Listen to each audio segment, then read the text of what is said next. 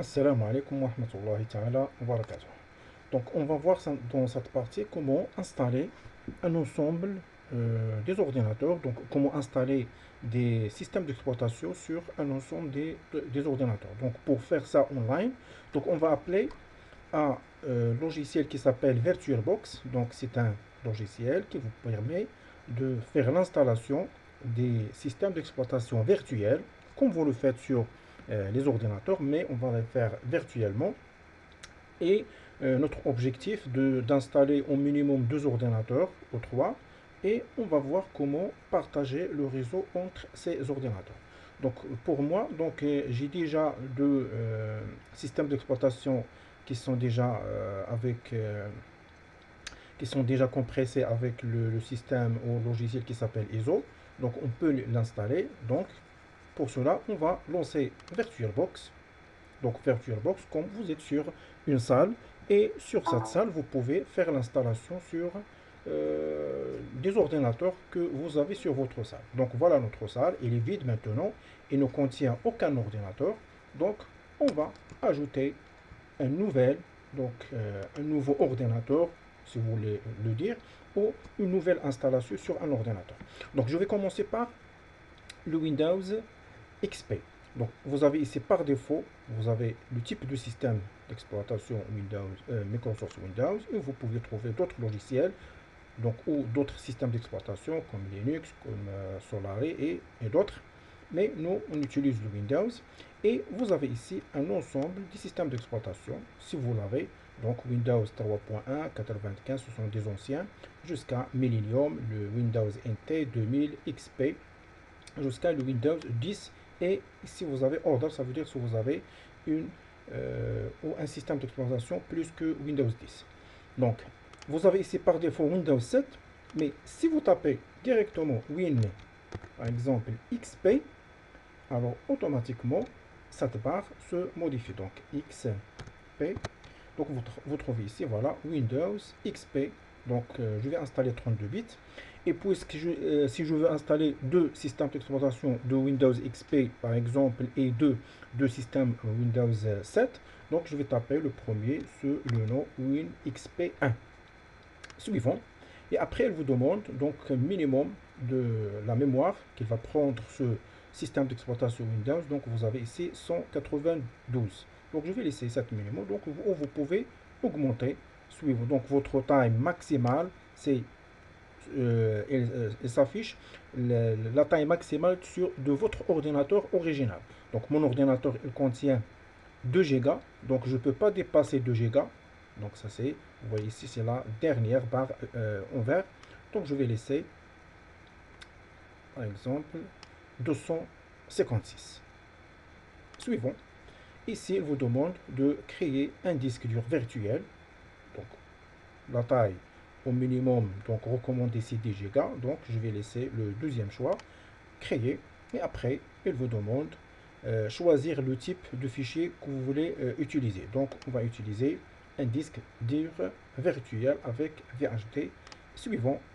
Et la taille dynamique, donc dynamique ça veut dire suivant les logiciels que vous pouvez installer sur cet ordinateur virtuel, donc il peut augmenter ou diminuer suivant le contenu. Donc je vais laisser dynamiquement et suivant, et après sur le nom, donc si vous voulez le modifier une autre fois, ou et même lorsque je termine, on peut avoir comment faire la modification de ce nom. Donc WinXP1 est créé. Et vous trouvez ici, voilà, WinXP, elle est éteinte. Donc pour la configuration, donc si vous voulez modifier la configuration, donc vous pouvez cliquer sur configurer ou bouton droit ici, configurer, ou configuration, ou vous pouvez démarrer directement l'installation. Donc cette opération que j'ai fait ici, donc on peut le faire sur notre salle. Ça veut dire que je vais chercher un CD qui contient Windows XP et je vais l'insérer sur le lecteur CD ou lecteur DVD. Donc parce que le Windows XP, donc vous pouvez le trouver sur un CD. Donc voilà, et vous pouvez mettre votre PC en démarre. Démarrer, ça veut dire vous mettez votre PC en tension. Donc si vous voulez modifier la configuration, donc ça c'est virtuellement, bien sûr. Donc voilà, vous pouvez changer une autre fois le nom. Et vous avez ici le type, donc il vous demande les détails. Et voilà, avancer avec plusieurs options. Donc ça c'est généralité. Et vous avez les systèmes, donc toujours, vous avez, on a choisi 256, vous pouvez la modifier.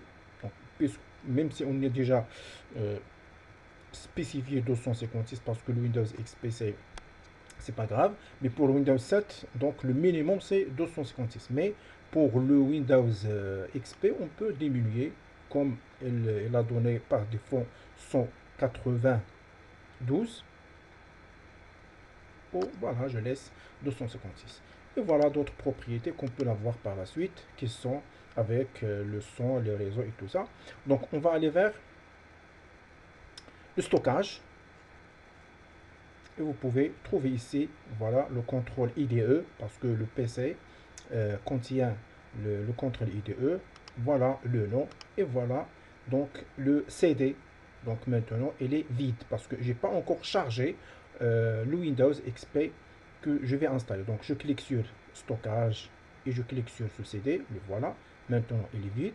Et je vais chercher. Je clique sur CD ici, comme on le fait sur un ordinateur. Et voilà, je clique sur choisissez un fichier virtuel. Et voilà, donc sur mon disque dur et le logiciel, il y a le Windows XP, la version SP1. Ça c'est Windows 7. Et vous avez ici le Windows X. Donc ça c'est un serveur Windows. Et voilà le Windows XP. Donc nommé WinXP SP2. Donc la version deuxième génération. Donc je sélectionne Windows XP et la deuxième démarche, on peut sélectionner Win, ça c'est le Windows 7. Donc je sélectionne XP et ouvrir. Et OK. Donc voilà, notre Windows, elle est chargée ici. Donc maintenant, je peux cliquer sur démarrer pour commencer une installation. Donc ça c'est une installation qu'on peut le faire sur Win, sur le VirtualBox. Et voilà, notre ordinateur se démarre. Voilà, appuyez sur F6 pour commencer l'installation. Donc ça c'est quand vous avez déjà inséré un CD Windows XP et vous mettez le PC en tension, elle va vous donner ces messages. Donc en plein écran, Host F, ou je clique sur plein écran comme ça. Permettez, voilà. Et je peux fermer ces deux fenêtres.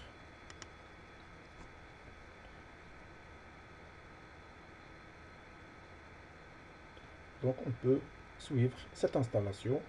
Voilà les démarches. Donc voilà la première fenêtre lorsque vous mettez le PC en tension avec le démarrage à partir de votre CD. Vous trouvez ici Entrée pour continuer ou R pour réparer. Et vous avez F3 pour quitter. Donc je vais cliquer sur Entrée. Et après, elle vous demande de cliquer sur la touche F8. Voilà. Pour accepter le contrat de licence. Ou échappe. Si vous cliquez sur échappe sur votre clavier, donc vous ne pouvez pas continuer l'installation. Et page suivante, donc pour lire contrat. Donc je vais cliquer sur F8.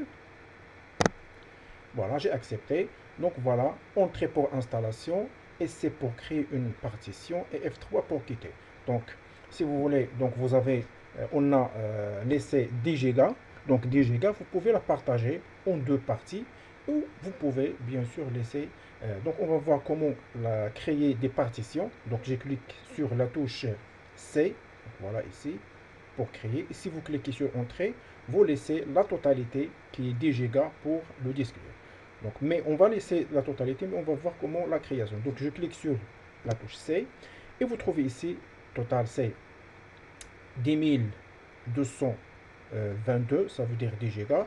Vous pouvez l'effacer et vous pouvez la remplacer par, on peut la diviser en deux, par exemple sur le disque. Le disque principal 6 Go ou 8 Go, donc par exemple 8000, parce que ça c'est au mégaoctet. Voilà. Et entrée pour créer. Voilà, vous avez 8000, elle reste 2200, ça veut dire presque 2 Go. Et vous pouvez, avec les touches de direction, vous pouvez se déplacer en bas. Et après, vous cliquez une autre fois sur C et elle va vous donner la totalité qui reste. et vous cliquez sur Entrée. Ça veut dire voilà le C et voilà le E. Normalement, il va vous donner la suite des caractères. Pour partition principale, c'est C, et deuxième partition, c'est D. Mais pour mon ordinateur, donc il contient la partition secondaire, c'est le E, parce que déjà, le D est réservé pour la partition de D de mon ordinateur. Donc, si vous voulez continuer, donc vous commencez, donc le C il est déjà sélectionné, vous cliquez sur Entrée pour l'installation. En même temps, il va faire formatage de C et l'installation. Et lorsque vous quittez, lorsque vous terminez l'installation, donc vous pouvez formater la partition E. Donc moi, donc qu'est-ce que je vais faire? Je vais les supprimer. Donc je clique pour laisser une seule partition. Donc je clique sur S et S une autre fois. Vous voyez ici le message S pour supprimer une autre fois. Et voilà, avec les touches de direction, je déplace vers E. Même chose, je clique sur S et S. Voilà, j'ai retourné vers point de départ. Donc je clique directement sur Entrée pour l'installation. Elle va vous faire formatage soit avec NTFS, soit avec FAT. Donc FAT et NTFS, ce sont deux méthodes pour l'installation, pour le formatage du disque dur. Soit NTFS normal, même chose pour le FAT, ou rapide. Donc je vais laisser normal, NTFS par défaut, que vous pouvez faire parce que NTFS, il vous donne une chance que vous pouvez, si vous voulez, récupérer des fichiers qui sont déjà sur le disque, et même s'il est déjà formaté. Donc je clique sur Entrée. Donc voilà, ici, vous avez Entrée pour continuer. Et voilà, le programme d'installation se démarre. Il va commencer formatage. Vous l'avez ici. Le programme d'installation est en train de formater. Donc, ce sont les opérations que vous pouvez le faire directement sur votre ordinateur en installant le Windows XP. Et on va voir par la suite comment les mêmes démarches d'installation de Windows 7.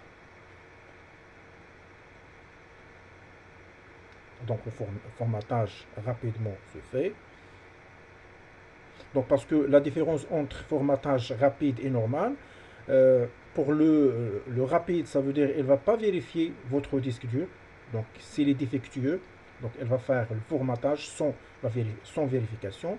Mais le formatage normal, donc, il fait la vérification du disque. S'il y a des clusters ou des partitions qui sont endommagées, donc, il peut les récupérer ou